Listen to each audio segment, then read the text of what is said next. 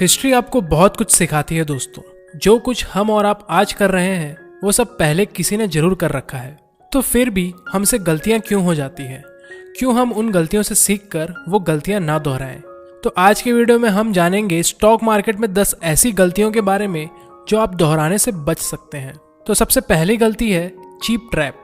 अगर कोई स्टॉक अपनी 52 वीक लो के आसपास आ जाए तो बहुत सारे इन्वेस्टर्स इसको अपॉर्चुनिटी समझ लेते हैं, बिना ये जाने कि वो स्टॉक इतना नीचे आया क्यों है। अक्सर ऐसे हालात मार्केट कैप और वैल्यूएशन को अवॉइड कर देते हैं। आपको एक बात हमेशा याद रखनी चाहिए कि स्टॉक का चीप होना चीप वैल्यूएशन नहीं होता।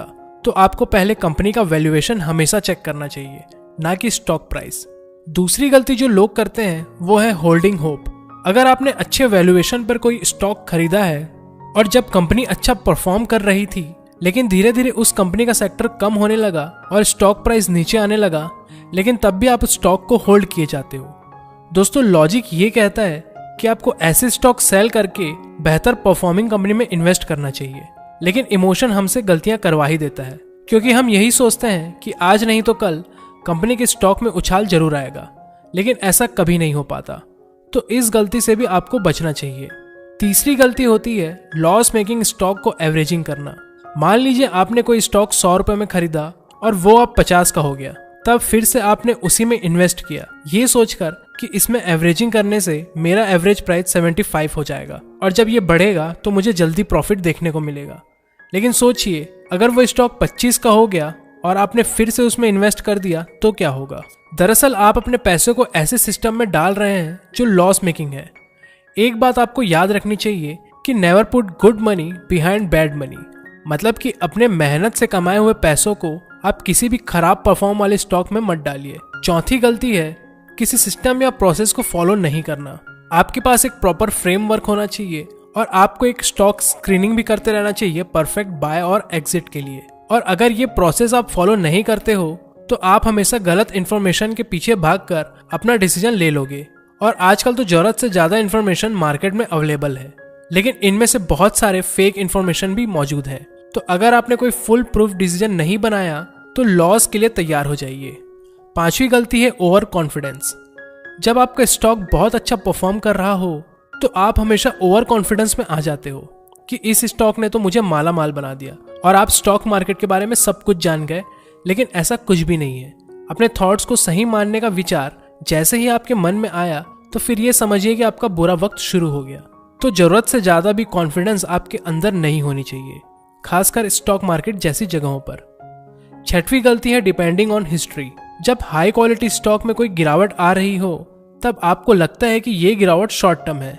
देखिए, मार्केट में करेक्शन तो आता ही है, बिना करेक्शन के मार्केट ऊपर नहीं जा सकता, लेकिन आपने उस स्टॉक के की लेवल्स को इग्नोर कर दिया तब थोड़ी मुश्किल हो सकती है।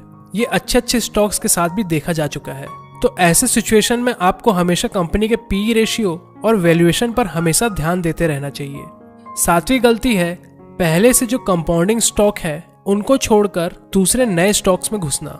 फॉर एग्जांपल, मान लो आपने टाइटन कंपनी में इन्वेस्ट कर रखा है और 10 से 15 साल से उसी में इन्वेस्टेड है, लेकिन इसके बाद फिर आप उसके होल्डिंग्स को छोड़कर दूसरे किसी कंपनी में पैसा डाल रहे हैं जिसमें आपको लगता है कि ये उससे ज्यादा रिटर्न देगा, तो आप गलत कर रहे हैं। जब आप किसी कंपनी में 10 से 15 साल तक इन्वेस्टेड हो और वो स्टॉक हर साल आपके पैसे को कंपाउंड कर रही हो, तो आज के तारीख में आप कितने ही अच्छे रिटर्न वाले स्टॉक में इन्वेस्ट क्यों ना कर दो, आप उस स्टॉक को पीछे नहीं कर पाओगे, क्योंकि कंपाउंडिंग में मैटर करता है टाइम। तो जितना ज्यादा वेल्थ आपका पुराने स्टॉक दे सकता है उतना आपका नया स्टॉक नहीं दे पाएगा। आठवीं गलती है क्विक मनी ट्रैप। आप स्टॉक मार्केट में आए हो तो ये तो पक्का है कि आप इसमें गैम्बलिंग करने तो नहीं आए हो, ना ही 21 दिन में पैसा डबल करने के लिए। आपको ये समझना होगा कि स्टॉक मार्केट में पैसा सिर्फ लॉन्ग टर्म से ही कमाया जा सकता है, चाहे वो ट्रेडिंग हो या इन्वेस्टिंग। आपको ऐसे कई स्टॉक्स मिल जाएंगे जहां लोगों ने जल्दी अमीर बनने के लिए अपना सारा पैसा खो दिया, जैसे यस बैंक, रिलायंस पावर और वोडाफोन आइडिया जैसे कंपनीज। 9वीं गलती है इमोशनल अटैचमेंट। मान लीजिए आपके किसी रिश्तेदार ने आपको कोई स्टॉक गिफ्ट किया या फिर आपने किसी ऐसे कंपनी में इन्वेस्ट किया हो जिससे आप इमोशनली अटैच हो और आप उसे नहीं बेच पा रहे हो, तो आप गलती कर रहे हैं। दोस्तों, किसी कंपनी के स्टॉक को ये नहीं पता होता कि आप उसे खरीद के रखे हो तो वो नीचे नहीं जाएगा।